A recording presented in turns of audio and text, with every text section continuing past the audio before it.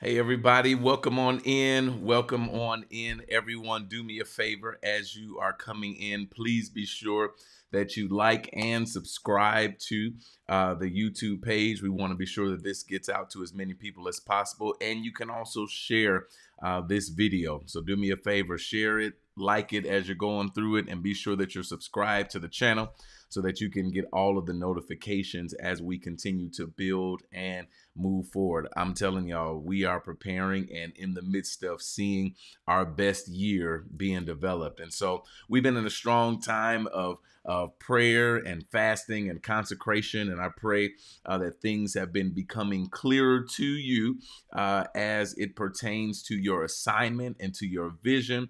And so we are just trailblazing through this month, and I'm excited about what I'm seeing God do. So the purpose of this particular video, this is actually kind of a reshot at this here, because the other day I was having some technical difficulties, and there was some late chat messages coming through and all type of stuff. And so I said, all right, we're just gonna go ahead and be sure that we get this out again to everybody in a form to where it's coming across directly and straight to the point, and et cetera, et cetera. And so I was going back and forth initially with what I wanted to talk about for this particular empowerment break. And so this still may turn into being a two-part piece here.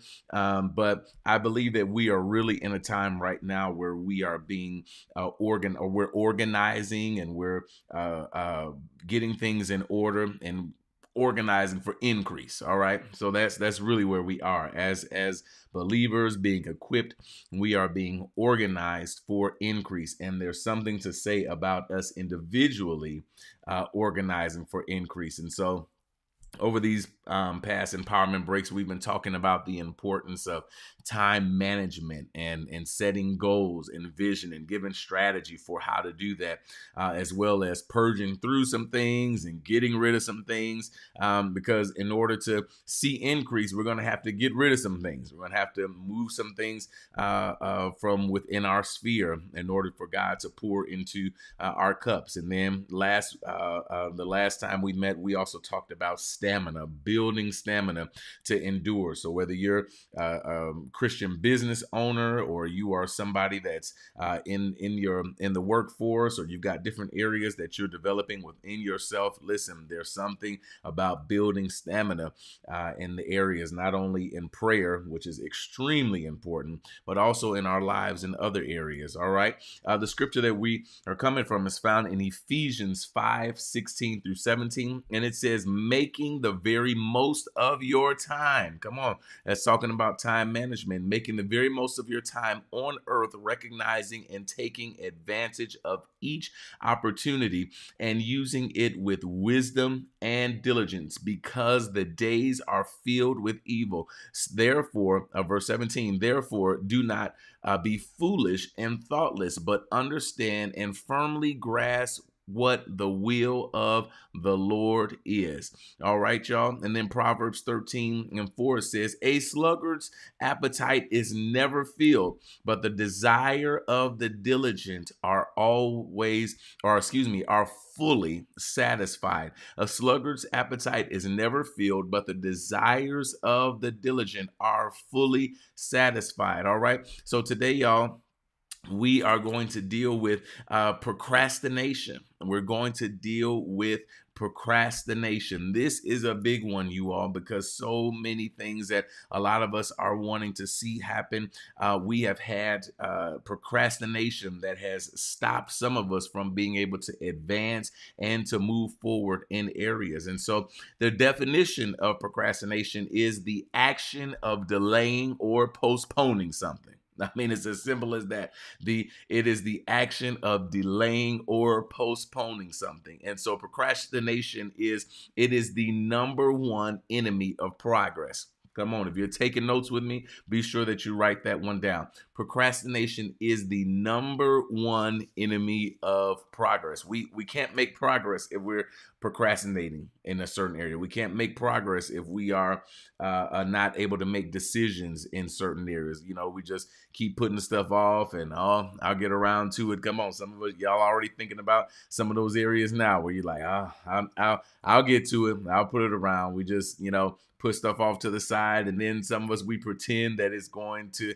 get easier over time. The more we wait, it actually starts to get more difficult depending on the nature of the decision. And so as we said last month, not making a decision is a decision. All right. So deciding to procrastinate, that is a decision. And some people say, well, I don't know if I'm going to decide. I'm not deciding. That's a decision that you're not going to decide. And so it's important that we move into this place of making decisions. And so let's talk about for a minute the impact of procrastination. What is the impact of procrastination? Well, it reduces our productivity. As we just said a moment ago, that it is the number one enemy of progress. It reduces our productivity. Things that could be completed in a shorter time frame may take days, months, years, hours, or whatever it is. Some people are like, I still hadn't made a decision on something I was supposed to do. I think about it sometimes. Some things I know, I'm like, don't want to deal with that now, and it turns into something that's waiting. But I'm telling y'all, I'm sharpening up on that this year and this time. I'm like, all right, we're gonna have to make a decision on it. So it reduces our productivity. It reduces overall efficiency in areas, and it also moves us back in us accomplishing things and being accomplished in areas. Number two, it increases stress and anxiety. When you delay important things or assignments or things that you need to do, it can lead to increased stress and anxiety. Come on, some of us, we need to let some of those weights go, let some of that stress off, and some of it we will find if we start to dig in as to why we're dealing with areas of stress and anxiety. It's attached because we haven't made a decision somewhere that we needed to make a decision, especially as deadlines draw near. Sometimes people just, we just wait to the last minute to get it done. That some people say, oh, why thrive when it's last minute? And some people do, don't get me wrong, but for those that continually do that, and as the decisions start to get they need more time for you to decide. They start to get more difficult as far as what it is that you need to do. That's where people start to deal with increased stress and anxiety. And so this can affect our mental health. We've heard, especially over these past few years, more so than ever, about people's mental health being affected. And some of that has to do with procrastination. It increases stress and it increases anxiety.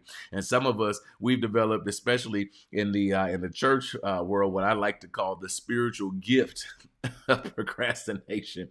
The spiritual gift, so much so to where we try to pray off things, and instead of making a decision, it's like, all right, I'm just gonna take my time and just pray this thing off. And that's not exactly how that works. God is waiting for us to move on decisions. He's waiting for us to take care of some things. There are some things that we need to just take care of and just put our hands to the plow and go ahead and do it. And some people, say, oh God, well, why am I under all this stress? Why am I just take this cup from me? I can't take this anymore. And God is like, what did you do throughout this assignment? That's going to be the easy way I'm going to say it. God is like, how long did you have the assignment? I'm telling y'all, sometimes when we look back at it, we go, all right, God, yeah, I did have that for 3 months, and I decided to wait until the deadline to get it done. Come on. This is where we start going back. Go back if you get a chance and listen to that area where we talked about time management. It is important. Or the other side of the spiritual gift of procrastination is using God as a scapegoat not to do something. We're saying, oh, I'm just waiting on God before I do it. I'm just waiting on the Lord. And God is like, you already know what to do. I've already put it on the inside of you. Just make the move. And some of y'all just need to make the move. Come on, you can type it in the chat. You can type it in the comments. Just say, just make the move. And sometimes you'll find that when you make the move, although there may be some obstacles or some places of discomfort, as you begin to do it, you'll start to get better at it. As you begin to move forward with things, you'll say, man, why put off to tomorrow what I can do right now, what I can do today? Procrastination will affect the quality of our work. It can compromise the quality of what we're wanting to produce and what we're wanting people to see.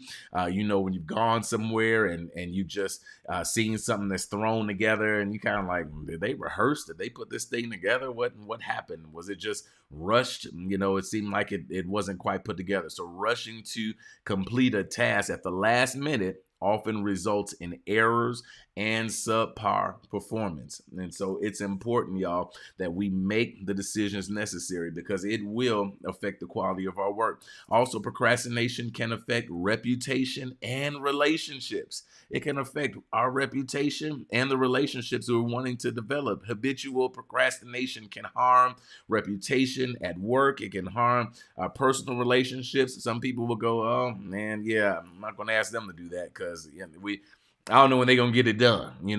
It starts to develop that type of reputation. And some people can start to perceive that as unreliability or a lack of responsibility. You're like, I'm a responsible person. I'm reliable. When I'm in, I'm in. But we want to get you in. All right. So we want to show ourselves as being strong in the area of not procrastinating. And that's in the area where we can use some of these things practically and spiritually. All right, it can hinder our spiritual growth. Some people say, well, I'll get to pray later, I'll get to prayer later, or I'll read the Bible later, and then the whole day is come and gone and you still haven't done what needed to be done. Or I'll get into that book later, I'll start that course later. All the above. It can also lead to missed opportunities. Procrastination can lead to missed opportunities for serving with others, for business opportunities, for giving of ourselves, for developing other relationships. These actions are often essential in living out our faith and our growing spiritual walk. So we want to be sure that we don't procrastinate because it can allow us to miss out on opportunities. And it can also lead to guilt and regret. Procrastination on God assignments can lead to feeling as though, man, I missed out on something. I didn't get an opportunity to do it. All the time got away. Man, somebody else is doing what I was supposed to be doing. I had that idea first. I had it 10 years ago.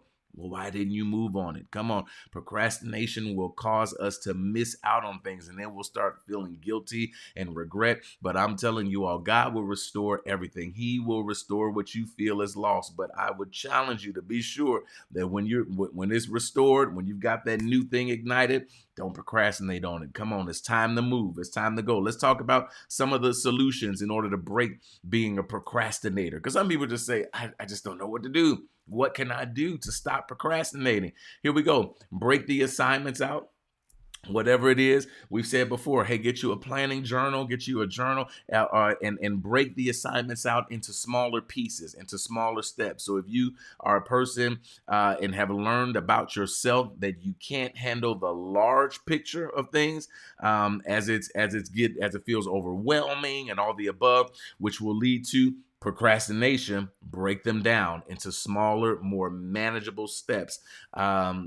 This makes starting easier and less daunting. All right, it's like, okay, I can do that. All right, I can start with the first email, get that going. I can start and then begin to build the layers from there. So each small step completed can provide that sense of accomplishment and motivation to continue. So, and then you'll wind up saying, man, I've gotten so good at this. I'll continue to go further. I'll continue to move forward. Kelly had bought some shelves. My wife, she had bought some shelves for our home, and I had been looking at them for a long time, and I'm looking at the box like, I don't feel like getting around to this. All right. And so I kept looking at it and I walked past it. And then all of a sudden I started needing space because we're organizing now here in this time of consecration. And so I'm like, all right, let me go ahead and put this one together so we can start organizing because we're organizing for increase. I hope y'all writing that down. You're organizing for increase, and procrastination is a piece of getting in that organizational mindset. And so we wound up putting the first one together. Because she said, well, how long is it going to take to get put together? I'm like, it's going to take over an hour. And so I'm getting my tools ready and I'm doing it. Did the first one. All right. Then I said, well, I need another one for my office. I need to put one together for my office. So I went and I got one and I put that one together. And she was like, it took you less time to do that one. You did that one pretty quick. And I said, yeah, I did. So the next day we had one more shelf that I had to put together. Wound up putting that thing together in record time because it got easier as I made the decision not to procrastinate and to just get it done. And some of you are at that place where you just got to get it done. All right. Next piece, set clear, realistic deadlines. Set deadlines. All right. The key is, listen, to be realistic on that. To be realistic on the deadline. Some people are like, oh, I'm so excited. I'm getting ready to write a book. It's going to be out in 3 days. I'm going to have ready to go publish. Well, if you know that 3 days is not a realistic deadline for you, you'll wind up putting unneeded pressure and stress, and then you won't wind up getting it done at all. It'll make you feel like you didn't accomplish it when that third day rolls by. But if you say, all right, what's realistic for me? I'm going to have it done in a month. I'm going to have it done in 3 months. I'm going to have everything laid out and get together and have it done, and not so much to where, sometimes we can overwork ourselves with so many pieces that it's broken out into that even that becomes difficult. But say no. Say I'm gonna go ahead and get this done in a month. So I'm gonna have it written. I'm gonna have it ready to go. And then when that time gets close and you get it done, you will have a sense of accomplishment. Come on, because the goal is that you would be able to get things done, to get rid of this procrastination.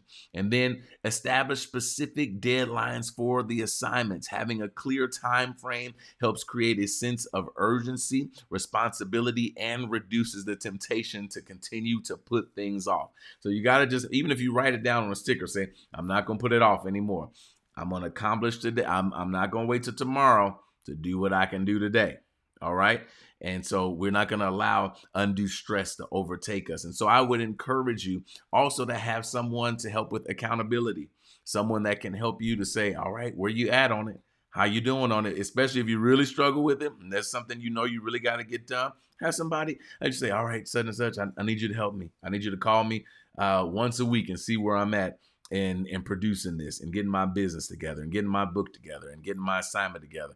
I need you, whatever it is, I need you to call me. All right. And have somebody to help you with that accountability. Also, use time management techniques. Go back again. Y'all did that YouTube video before where you can hear about time management and some tools to do that. Implementing time management techniques like there's a Pomodoro technique where you work for a set period of time and then you take a break. Whether it's 25 minutes, 45 minutes, and then you take a short break. So this can also enhance your focus and productivity because sometimes when you're sitting down and you're going for hours and hours and hours without a break, you'll say, yeah, tomorrow I'm not doing that.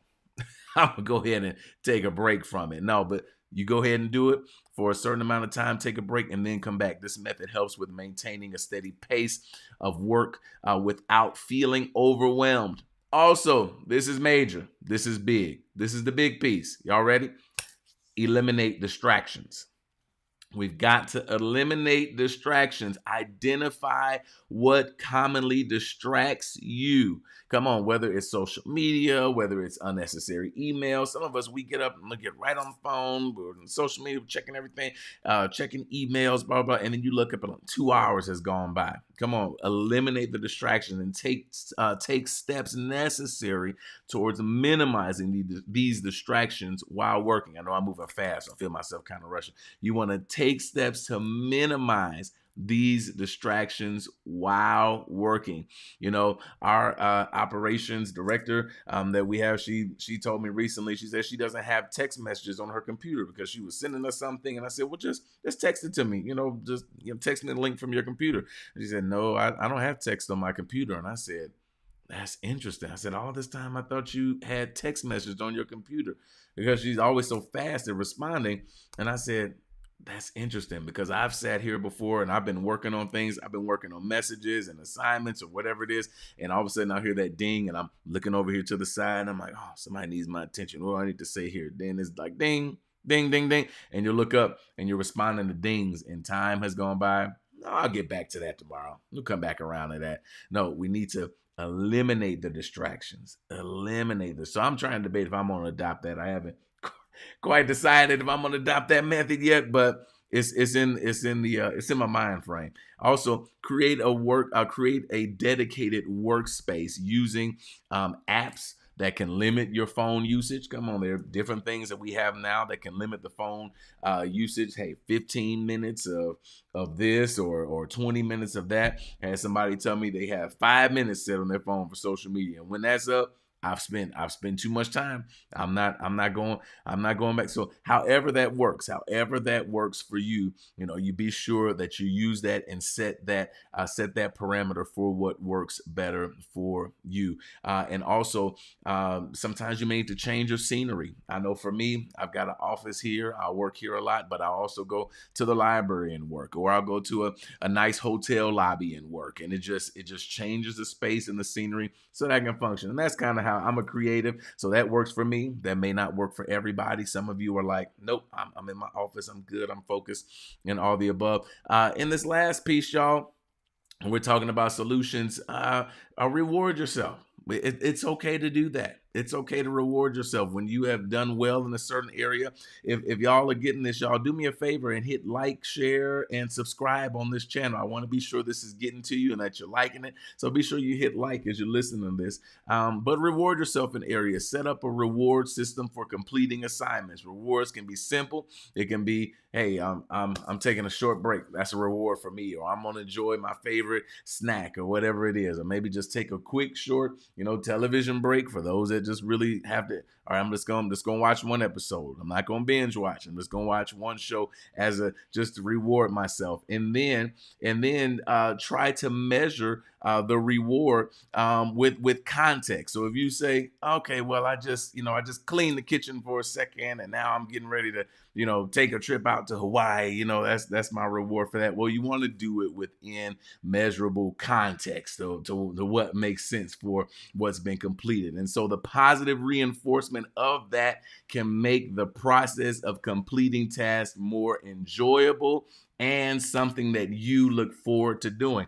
Because in order to stop this revolving thing of procrastination, we want to be sure that we have things in place that make the assignments that we're supposed to be doing more enjoyable. So I hope y'all got something out of this today, y'all. As I said, this is kind of like a retry at the technical error that we had a couple of days ago, but I wanted to be sure that I got this to you in a concise manner to where you could follow it. Again, do me a favor, hit like on this video, just right where you are. Just hit the like button on this video. Be sure you subscribe to the channel so that you know when we do go live, because I want to be sure that we're giving and providing content that is being a blessing to you and that is beneficial to you. So thank y'all so much for tuning in today. Be sure to go back and watch it again. Watch some of the other replays. There's been some good stuff coming up. Yeah, if there's a topic that you would love to hear about, you can also email me at info@brandonroberson.org. Would love to hear from you and your testimonies and how this has been blessing. We've been getting it for a while now, and I'm hearing great things. And again, it's an honor to be able to come and to serve in this respect. And so, yeah, y'all, I'm looking forward to you seeing your best days this year and beyond. All right. And I'm glad to be a part of it to help you get there. Love y'all. Look forward to seeing you real soon. God bless.